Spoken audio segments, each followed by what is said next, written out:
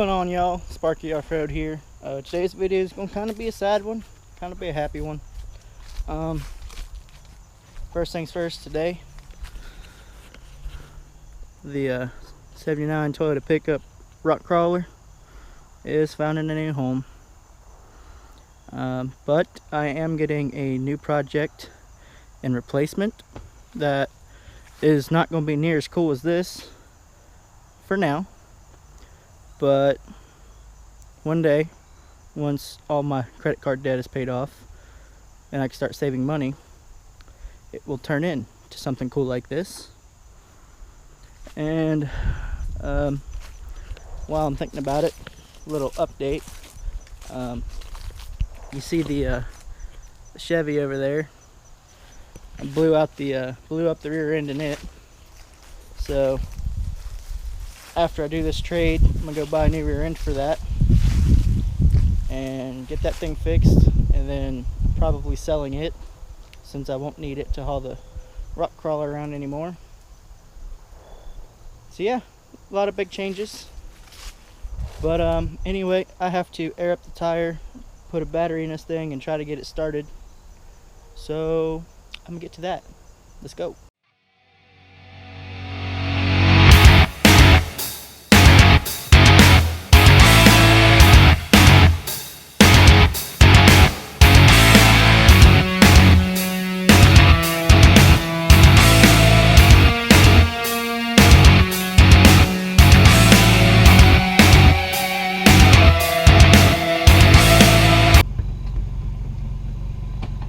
Okay.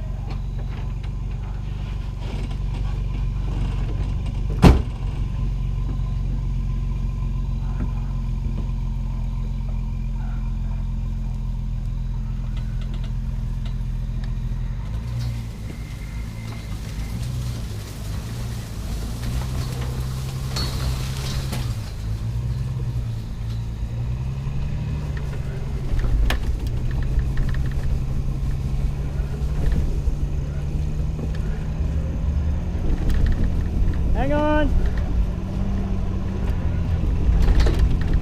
Hang on! Okay. Okay. Gotta turn around somewhere.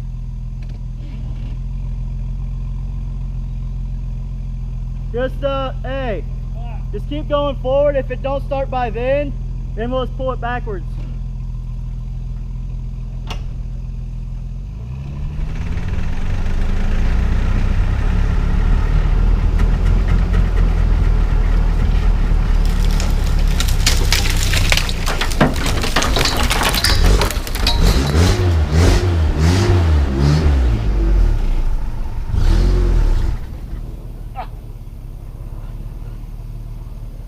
So close. Hold on, there's four-wheeler coming down through here.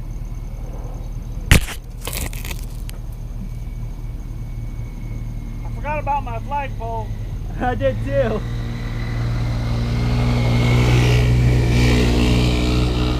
Kind of looks like Michaela. Yeah.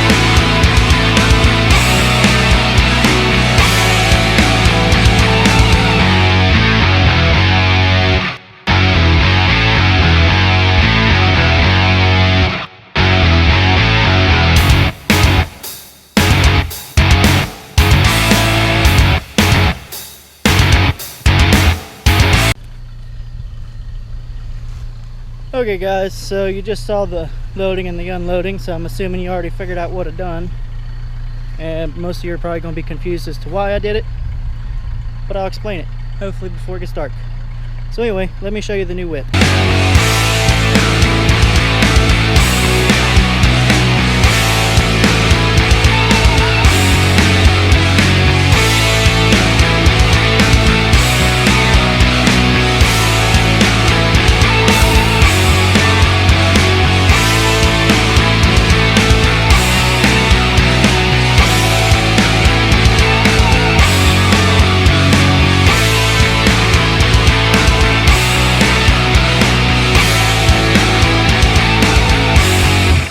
Okay, so what we got here is basically a bone stock, I know, boring, but bone stock 1984 Toyota 4Runner.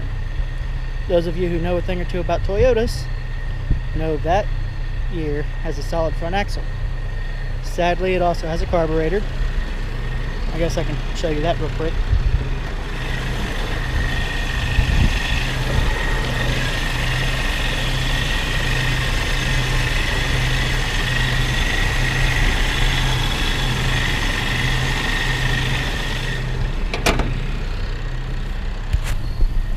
So yeah, anyway, like I said, bone stock 1984 4Runner, solid front axle, carbureted, no lift, street tires, 333,000 miles.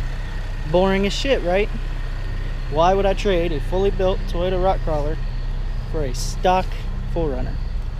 Well, let me tell you why. So I'm sure you're wondering why I would trade a fully built rock crawler for a bone stock 4Runner. A couple reasons for that. First one, the rock crawler, you know, the 79 Toyota pickup, it did not have a title. I don't know what happened to it. I wasn't going to go searching for it. Is what it is. It's a rock crawler. It is meant for off-roading. But I need something I can drive on the road. Because with the kid on the way, I don't have the money to fill up a rock crawler, fill up the heavy Chevy, go buy a trailer to haul the rock crawler to go off-roading. That's not feasible at the moment. I can't do that. Will I get to that point again with this thing? Only time will tell. But I kind of want to keep this streetable for as long as possible. Another reason I traded the crawler for the 4Runner is because it's an 84, it already has a solid front axle, which means I don't have to do a solid axle swap. All I have to do, take the rear leaf springs, put them on the front, take some Chevy leaf springs, put them on the back, throw a set of 33s, 35s on there, set up some high steer for the front because the factory steering cannot handle that much lift, and throw a locker in it, just a $200 Spartan locker, and she'll go just about anywhere I want her to. No, it won't do the crazy insane things the rock crawler could do. No, it won't have a XO cage, at least not right now. No, it won't be on 38s. No, it won't have dual transfer cases. But you don't need that for most of the trails I go on. I discovered very quickly on that first wheeling trip, when I took it down to Benton, that it was way overbuilt for anything I was going to get into anytime soon. Yes, there are some hardcore places to go. Rush Off-Road, Wellsville, Ohio, Athens County Crawlers. There are some real hard trails down in Benton. But for the majority of what I do, I don't need big tires. You know, the crew that I usually go off-roading with, there's 2 or 3 rigs on 33s. And they go everywhere. Sure, they don't hit the big high wall hill at Dry Branch, the Bounty Hill or whatever you want to call it. They take one of the other 16 hills up, but they still get to the top. Sure, they don't hit the deepest mud hole, but they hit the next deepest one and still get through and still make it further down the trail. So with a kid on the way, it just seemed smart to trade the crawler for this. I also got some money on top. It'll probably just go straight to credit card debt, paying all that off. Life lesson right here. Pay attention. If you don't get anything from this video, it's that you should never get a credit card. Ever. It's stupid. Don't do it. It's a trap. One that takes forever to dig out of. Which is also why the Chevy that over there, I don't know if you can see it, but the Chevy that's over there is also for sale. To help pay off credit card debt. So hopefully when the kid gets here, I have minimum bills. I have a fun toy with a back seat. It's not in it right now, but it will be. But a fun toy with the back seat. I can take the top off and go cruising down the road, or I can put her in full drive and go hit the trails. It'll be more built than the gray 4Runner was, but less built than the crawler. It'll be that happy, still drivable medium. But yeah, that's why I decided to trade. So I guess let me tell you about this thing. According to the odometer, it's got 332,941 miles right here sitting in the yard as we speak. That'll go up, of course. I do know the guy I traded. We're friends. He did just rebuild the whole top end of the motor. I don't think he touched the bottom end, but it should be okay as long as I don't, you know, plunge it into a river again. Whoops.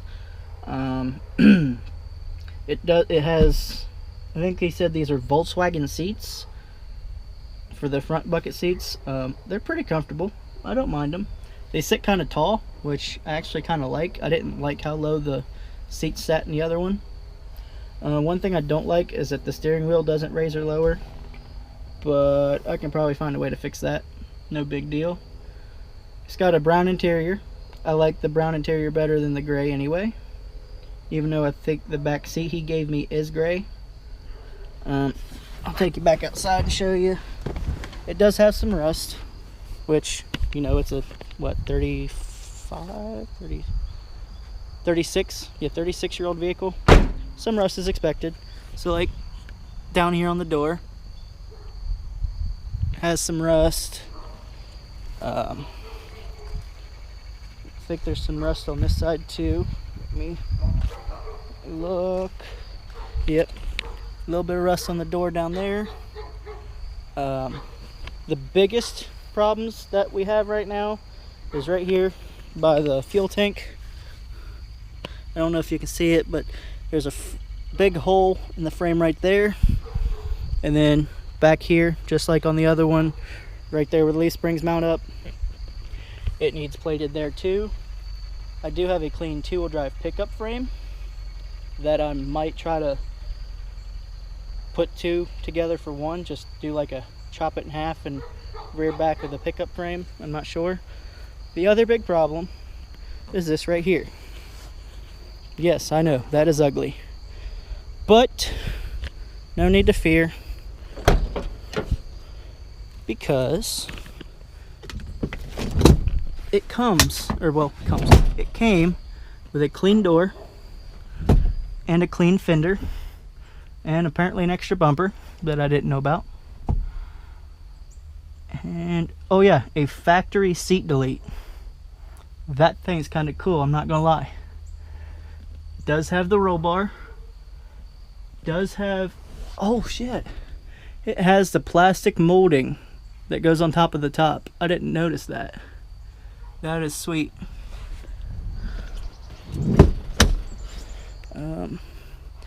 He said the back window does work, but it only works with the key. I haven't tried it, so this will be a first for both of us. If you, I don't know if I covered it on video or not, but on my other 4Runner, the back window did not work with the key or the switch. The previous owner actually ran an extension cord from the motor up. He plugged it into the cigarette lighter, and it had a male and female extension cord end up there. When you plugged it in one way, the window went down. Oh, that's nice. When you plugged it in the other way, the window went up. That's pretty sweet. Alright, so we're missing this one back piece here. I just noticed that, but that's no big deal. I'm sure I can find one somewhere. But that's pretty sweet that it has the plastic or whatever. Mine did not have that. The back seat is actually brown. Okay. sweet. The windows are tinted. It's just a cheap film tint. You can see where they didn't cut it very well on the front windows. I'll probably remove it at some point. I don't know. See if the window goes back up. So the back window does go back up, but it goes up crooked. I'm sure it's just a loose linkage somewhere or something. That's no big deal. We can get that fixed. But if you can't tell, I've already taken it out and played in the field out back a little bit. Definitely needs new tires. These tires suck. Yeah, so that's the new whip. Like I said, in the future, I want to do the rear leaf springs in the front. I want to do Chevy 63-inch leaf springs in the rear. I'll probably put a Spartan locker in the front since it has manual hubs. That way it's still perfectly straightable and has no issues. My buddy Steve's CJ7, which you've seen in the pictures, the little baby blue Jeep. I'll insert picture here.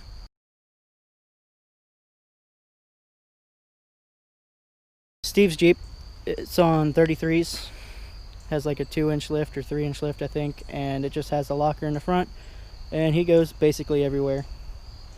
So hopefully by spring of next year I'll have this ready to hit the trails. Only time will tell, of course. You know, my plans never seem to work out quite like I hoped. But when I sell the green Chevy over there, when I sell it, I plan on taking that money. I'm gonna get the frame fixed. That's step one. So I do have a 4-wheel drive vehicle for in the snow. And then after I wipe out the rest in credit card debt, hopefully I can start saving up some money. I already have Chevy leaf springs. I already have the rear leaf springs, obviously. So the only thing I need to get are longer shackles for the rear, which those are like $100. A 63 swap kit, which when I had my Tacoma, I had bought a Rough Stuff Ideal 63 kit. I think it was like $230, so that's not bad. That's what, $300 into the build. Cheap set of shocks and the high steer. That's probably gonna be the most expensive. That'll probably be $300-400 I think. I'm not sure. I haven't really priced it out yet. And then a Spartan locker for an 8-inch Toyota is like $250, so that won't be bad.